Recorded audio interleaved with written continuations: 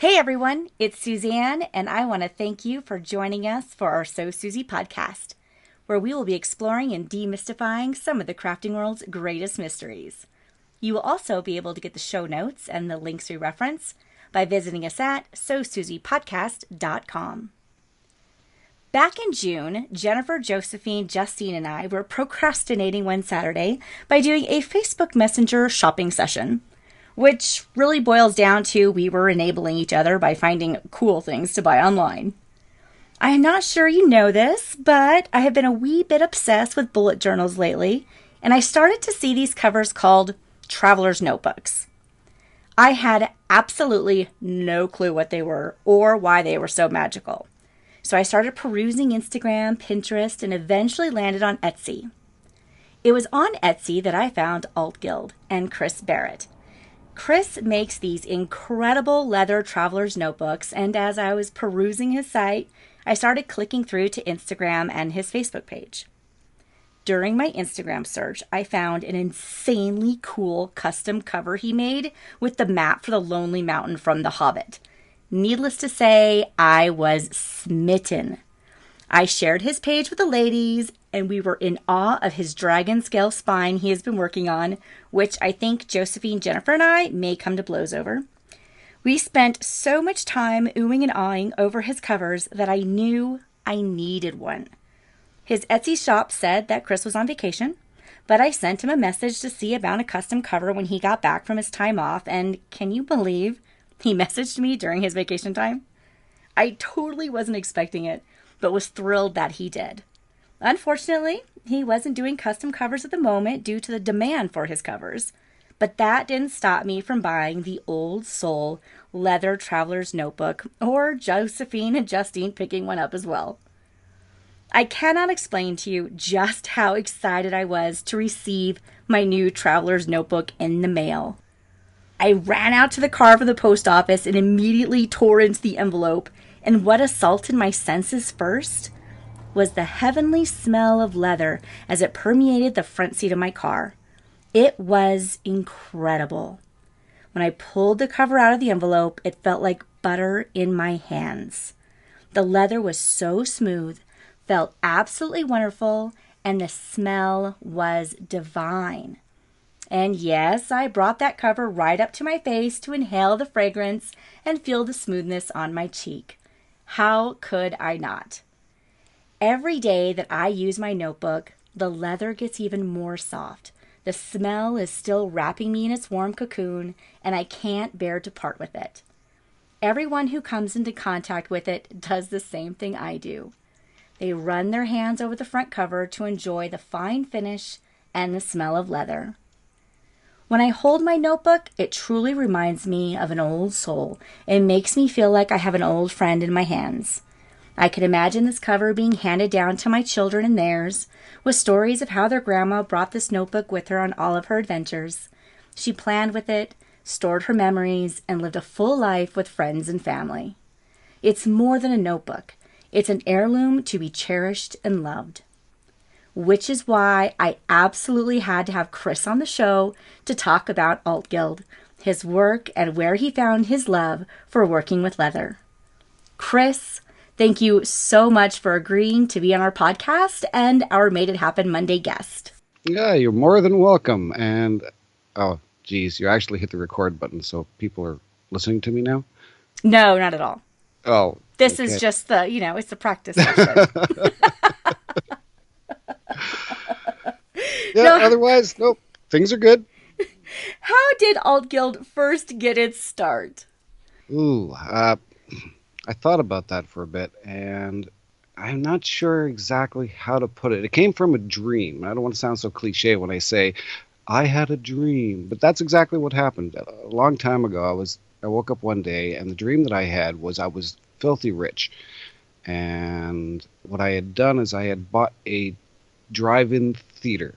Yeah, the entire property.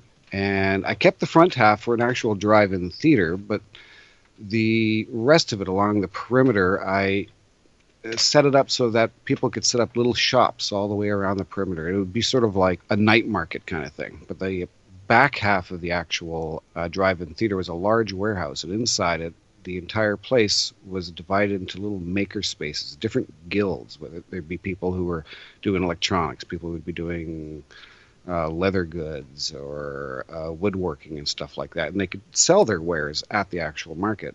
And that's what gave me the idea behind actual AltGuild. It stands for Alternative Guild.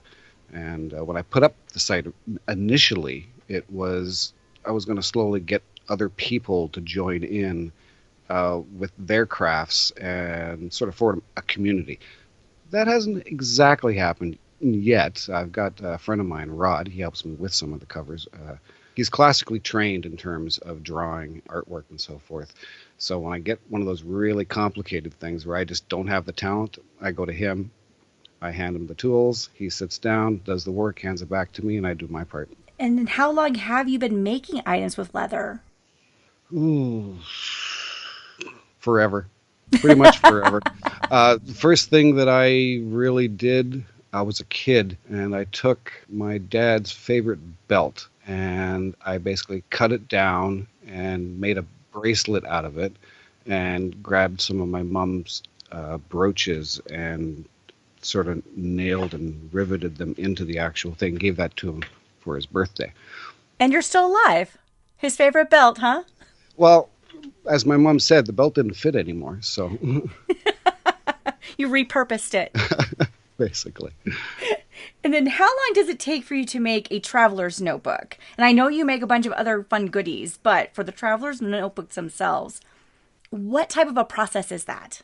Yeah, it's hard to say depending on whether it's custom and so forth, but my regular covers themselves, the amount of actual hands-on work just for a normal cover is probably about 2 hours work, but it takes many days because there's the drying process. When you're putting in the dye, there's many layers of dye that go in, and then they also get oiled, and that has to settle for a day or so, and then they get waxed and polished. And again, even after that is all done, it has to sit and cure for a while before it can be safely put into the mail.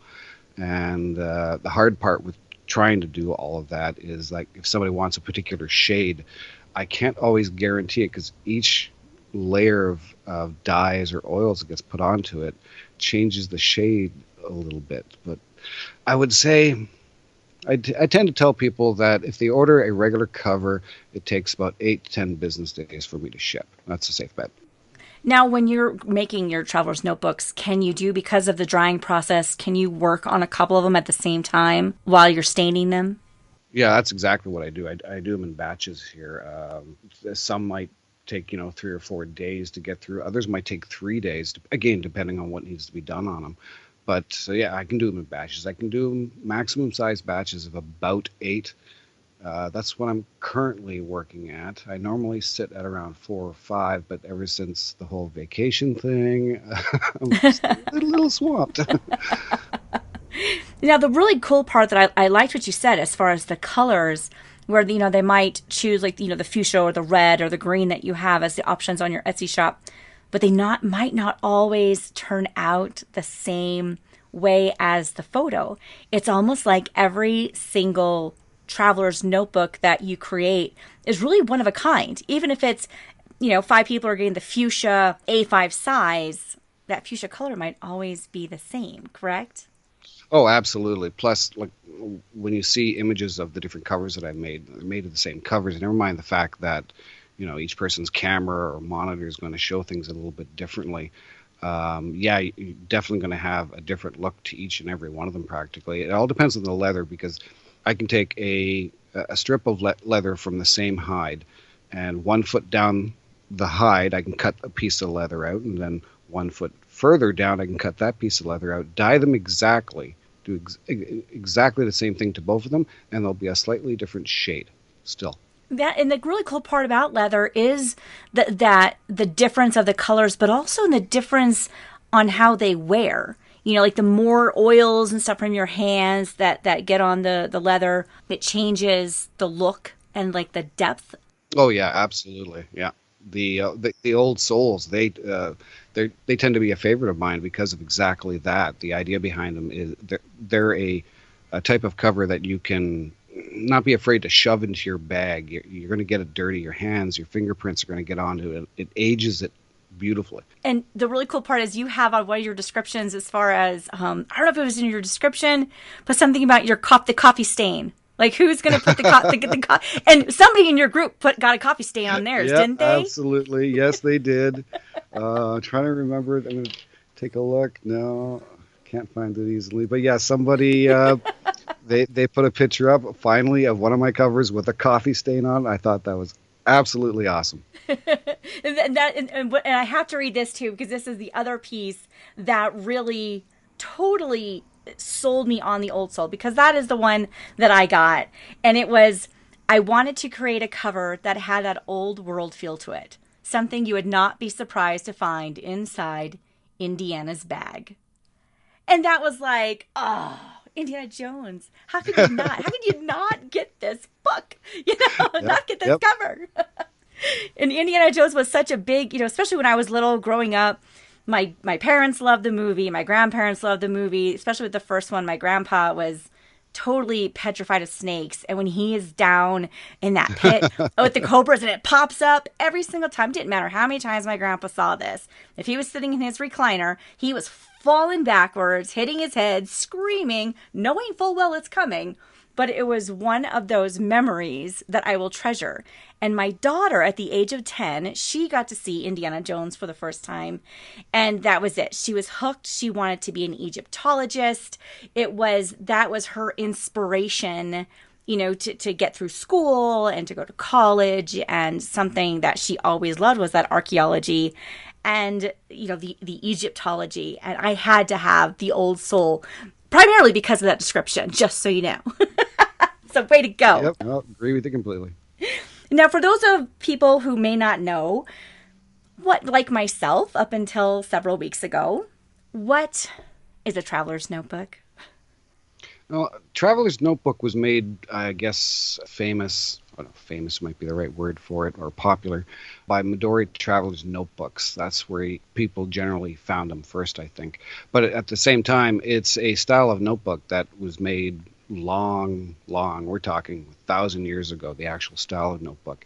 Of course, instead of elastics, they had a string or rope or so forth. But it's just a rectangular piece of leather cut to fit the size inserts that you put in.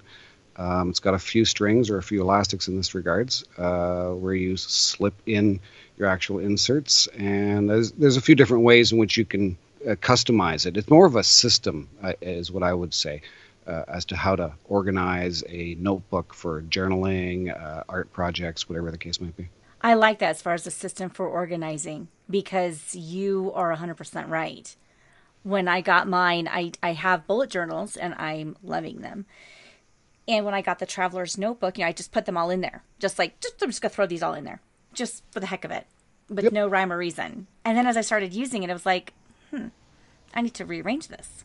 I need to move these around a little bit. And I have the big A5. I have the extra wide. And I have my Rhodia, the web notebook. And I have my Blitzy monthly calendar. And then I have another bullet journal in there for my podcast, with keeping all my podcasts organized. And it's so nice because they all fit together. I don't have to worry about carrying 3 notebooks or losing one or forgetting one. I just can grab and go, put it in my bag, put it with my pens, and everything is situated in there. But it was really coming out with a system of what flowed. What do I need to have, like right smack dab in the middle? Which one am I working with the most or the least? And I really like that you said that, because I didn't necessarily put 2 and 2 together on that one as far as the organizational system for your notebooks. You are showing all the signs of JAS right now, Journal Acquisition Syndrome. I need to get another one. You have no idea. You have no idea. And I have to say that I have to ask, because if I don't, there are some people on your Facebook page that I'm afraid will kill me in the night. Maybe not even in the night. They just might come to my door and it would just be scary and bad.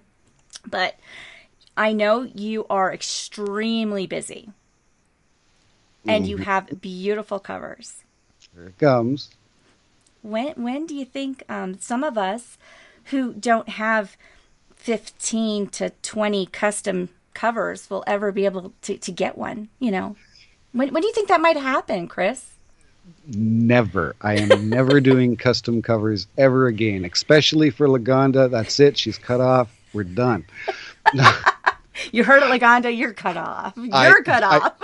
I do want to get back into doing the actual custom covers again, but I do have busy at the moment because of the whole vacation thing. The orders that have come in for June have been absolutely nuts. As I said to you before we started recording this, this has been my most popular or busy month in the past 2 years, even though I scheduled my vacation because it was the slowest month historically in the past 2 years. It's gone crazy. You should see this place over here. Thank God this is not video.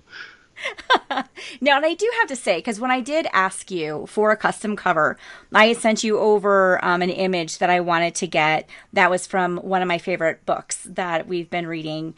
And the cool part of you telling me no was not just that, no, I'm not doing these anymore, but you said, even if I was, I'm not sure what you're choosing is going to look good on your cover. It'd have to be so big, in order to get some of the detailed work. That was so, I have to say, that was really, really awesome, because even though you're not doing them, it still goes to show that you're not going to make something that, one, somebody isn't going to be happy with, two, that's going to look terrible, and three, really isn't showing the craftsmanship of what you do and the detail work.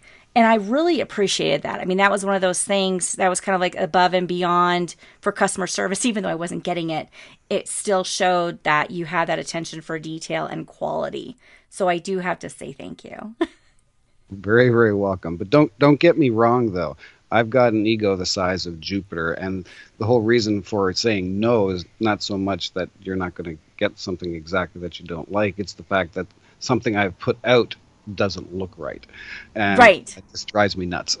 Oh yeah, I don't blame you. I I just think want the something biggest I want. the biggest constraint to my actually doing people's custom covers is the size of the tools that I have and the detail that they want. I can only go so small. So someone will present a crest, a family crest or something like that.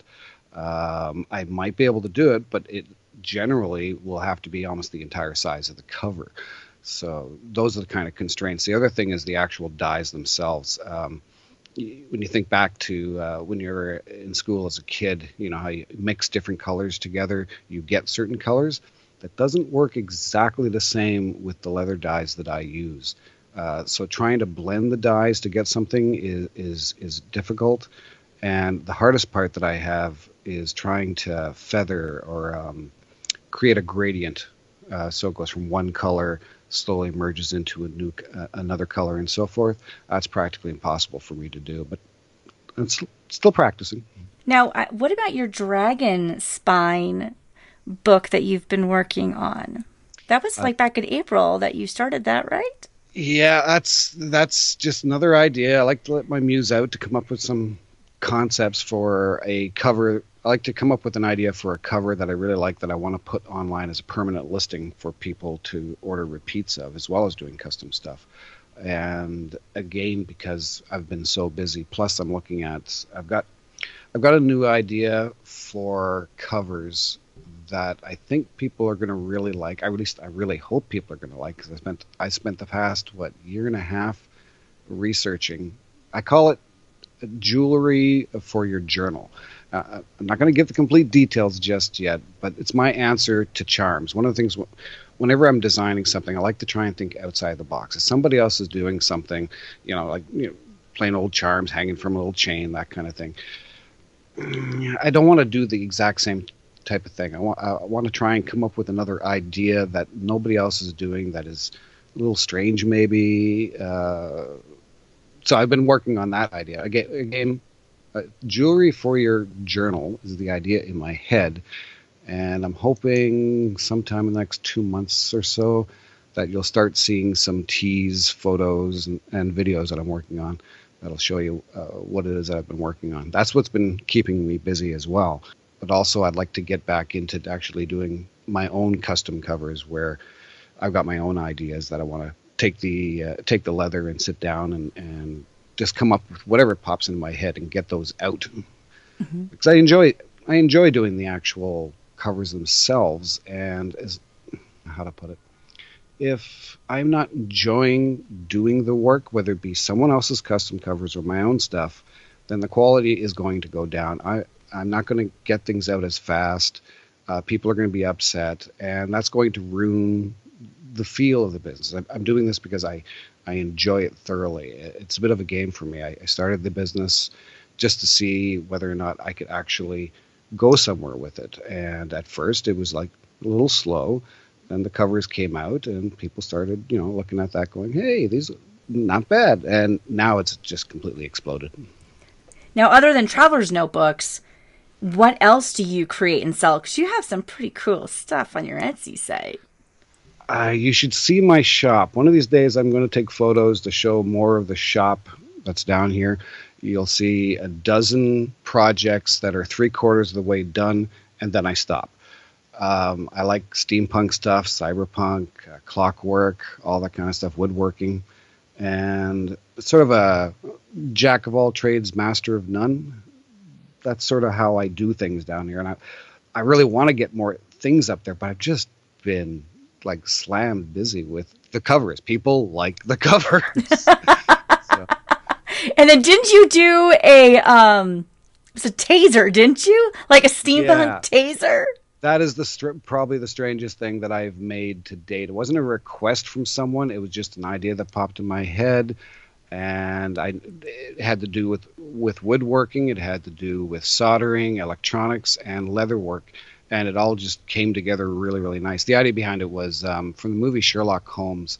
You'll see a scene inside there where he has sort of a taser-type device in his hand, and he's going against his opponent, which is like 10-foot-tall giant. That is what was the inspiration for it. So I built a little box, put all kinds of little brass and copper things onto it, made it look really steampunk. Picture of Tesla's on there, made the leather bracelet, and then I took, those bug zapper rackets? Yes. For the store, they're only like $1 or $2. I took the electronics from inside one of those, pulled it out, and put that inside the actual box, and you wear it on your side, and there's a wand that's attached to it. And you can take the wand out, you can flip a switch, and you can touch someone with it. And I do have a video of it being tested on me by Rod. I don't think anyone's going to ever see that video because the last half of that video, the profanity level is rather high. And it would just be one long beep the entire time because he wouldn't stop. My youngest son likes to tear things apart and make them, and we have one of those tennis racket wands, and he just got done from reconverting some kind of laser pointer that wasn't working, and I have a very funny feeling that him and his father will be attempting to do. Absolutely. Yes. Awesome. Oh, I could just see it. I will have to make sure that he tries it on his older brother and not me. Although he thinks I'm an assassin, so maybe what I need to do is come up with it first, and then he'll think, wow, Suzanne's really super cool now. Well, the first little shock item that I came up with, it was for in bed. Don't worry, this is safe for work. Wow. I basically got into bed, attached the wire to my ankle, and then I laid there in bed. And then when my wife would come to bed, she would roll over, and maybe her elbow would touch me or something. As soon as she touched me, zap. Oh, jeez. So I could sleep peacefully, not being bothered the entire evening. Yeah, anyways. And she didn't dump water on you at that point? See, I would have been like, oh, look, there's a wire attached to his foot. Again, profanity did ensue. Way to go, Mrs. Wife. Now, one of the things that you do is you work with children. Yes. And after that Sounds conversation, scary, now it's like, wow, maybe we should just bypass this one. But But you showed them how to work with leather, correct? I well, we do a lot of different types of classes. When it comes to homeschooling, so forth, one of the problems with homeschooling is they don't get the typical high school or junior high shops classes that we're used to when we were growing up. So I provide that kind of teaching. That's really cool. And what made you decide to do that other than the need? Do you have somebody in the family who's a teacher, or is this just something that you do on a volunteer basis? Volunteer basis. It started with family. It grew a little bit from there. It's nothing huge. I do have to, I have to keep in mind the legal aspects behind it and stuff like that. So it's more word of mouth, friends to friends, that type of thing. That I do the teaching. I take them down to the shop. The first thing that they learn is shop safety and all that kind of stuff, and then whatever comes to mind at that time in terms of a topic. It might be leather work. It might be using certain tools in the shop. It might be electronics. The latest thing that we did, actually on my vacation, I was with family and we were doing painting, and it was on those little porcelain dolls that you get from what do you call it, discount stores, just Yes. these cute little Victorian porcelain dolls. We take those and then we repaint them and we turn them into steampunk versions of exactly the same thing. So they get all repainted, but I teach them the different layers of painting, how to paint the actual sculpture in terms of the way you dress. The first thing that you want to paint is the skin. The next thing is going to be like the underwear or the socks. After that would be like the dress and the jewelry in layers, and they learn a little bit from that. And you had one of those posted on your Facebook page, didn't you? Yep. And they're like Yep. the little porcelain figurines. Before and after. Yeah. And that was absolutely fascinating because you did. It's like she was in like the pale, didn't she have like a pale blue dress on originally? And then you turned her? Yeah, that's the one I was working on. I've got the before and afters of one of the students. She just sent me, because she didn't get it finished off while I was there. She finished it off and sent me the photos of it. But yeah, that's exactly it. That little pale blue one. That was the one which I had to work on. That was absolutely fascinating. And then you changed into like the steampunk girl. She had like what, a burgundy dress on and Yep. it was absolutely amazing. Gave her red hair. What do you call it? Gas masks. Hmm. Other weird things to it. Yeah, the general idea is to try and give it that steampunk feel. The one that she worked on is amazing because she turned it into an Oriental steampunk feel. It's a statue of Little Miss Muffet, Oh, wow. and yeah, there's the spider on it and all that kind of stuff. By the time she was done, she turned it into the skin is the porcelain white, the hair and everything is all like a geisha girl kind of thing, and she did a beautiful job. Now, do you just sell on Etsy, or do you get to do some of like the Highland Games or the craft fairs, the cultural festivals up in Canada, or is it strictly just Etsy right now? I've looked into that. I've tried a little bit of that kind of thing, but I came to the conclusion that I don't like people, and so no, I don't do the craft things at all. I, I, I just can't handle it. It's trying to talk to different people, get their ideas. People pick it up and handle it, and they look at it and they go, "Oh, this looks okay, except for maybe this," or yeah, I just can't take the stress. Yeah, no, and people don't understand that this isn't something that you bought from a factory that mass produced them all. This is Yeah. something that you've hand done. Yep. There's going to be, and they're not even imperfections. It's more like they have personality, Yep. Yep. So I know I totally get that. People who don't understand and don't appreciate craftsmanship in the creative industry and crafts, what have you, just, I yeah. have received a few invites from Etsy groups that are within like my community. They want me to sell at the actual craft shows, and craft shows that they do are absolutely fantastic. Number one problem is I can't make the covers fast enough to be able to create a stock that I could take there. If I make a cover, it goes up, it's gone. It's especially the custom stuff that I do. As soon as I put it up, like 99% of all the custom covers that I've made, this is not where people have ordered it. This is where I've just made the idea and then posted it up for sale on Facebook or something like that. They go within 5 to 15 minutes. Only ever had one cover that did not sell right away. It sat there for like 3 months on the Etsy site, and but then it eventually sold too. But all the other covers, they're gone. I just can't keep them. Well, it's because Lagonda just like, I think she has like some kind of magic thing on Etsy where, there's a custom cover or you're even thinking about doing it again and she like zing zing zing zing and then she's like Mighty Mouse or something like that. It's That's terrible. why in the group when I do custom covers, I warn people sort of ahead of time when I'm going to put it up, but I don't tell them the exact day. And it could be 3 o'clock in the morning. I'll post it for sale, and people are like, ah. That's awesome. That's awesome. Now, it's a fun end of our show.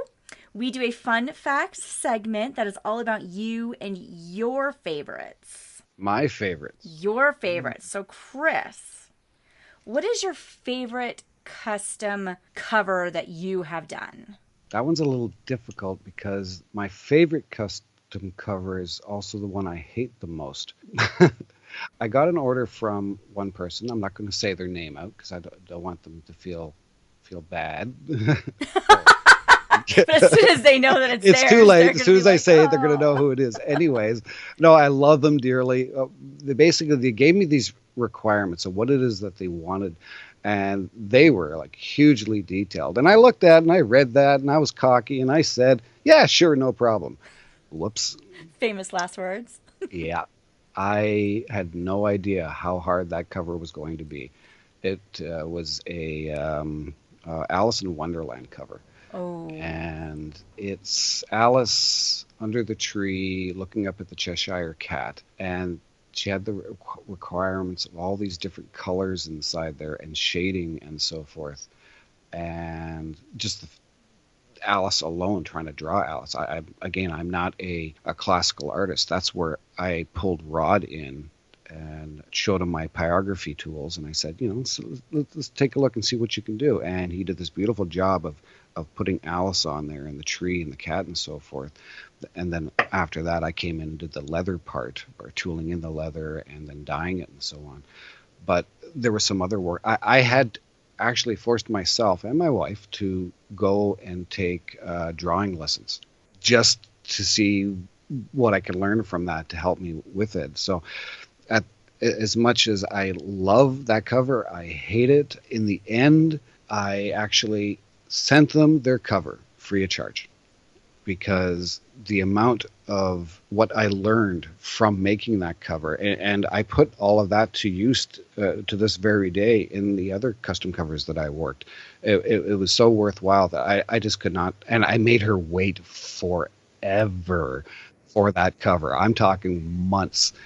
So yeah, at the end, I just could not charge her for it. I asked her for her address and I sent it to her, and she was extremely grateful. I think she did a little video of it as well. But yeah, I love it and hate it. Wow. And that brings, I have to ask this other question before I get into my next favorite question is when you are making a custom cover, you're not stamping or imprinting an image. You are, like I have on the Old Soul, there's scroll work on it. It's not a stamp. No, to say I don't stamp, it would be incorrect. No, I have a listing in the regular listings that you'll find. I offer a bunch of different types of stamps, whether it be peace symbols or Yes. animal of some sort, that type of stuff. I do offer that type of thing.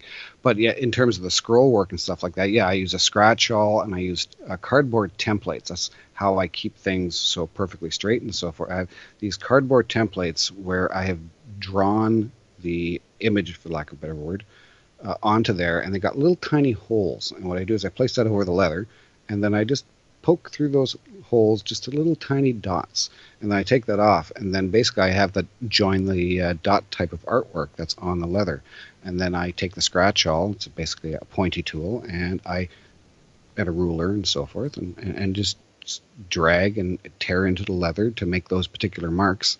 But it's the dye that actually does the work, because once you make the mark, it's faint. You don't see it that much. It's the dye formula that I came up with that when you spread it over the actual cover, in the lighter covers, the extra dye picks up in the places where it's been scratched and darkens those areas. So that's how that works.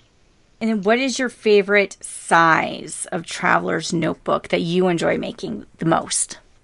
My making that at the moment, I'll tell you the one that I use on a daily basis. It's the Tachikoma. It's the smaller one. It's otherwise known as the dollar store or Dollar Tree cover. The reason I love it runs my store. It's with me all the time. It has my dye formulas in it. It has prices, all that kind of stuff. If you wanted to start your own business, steal that book and you'll have everything that you need inside of it. But what I really like about it is it's small. I can take it anywhere, but you can use the dollar store, the Dollar Tree, what do you call it? They're little mini composition notebooks. And they come in a pack for $1.25. So I am not afraid to write in them.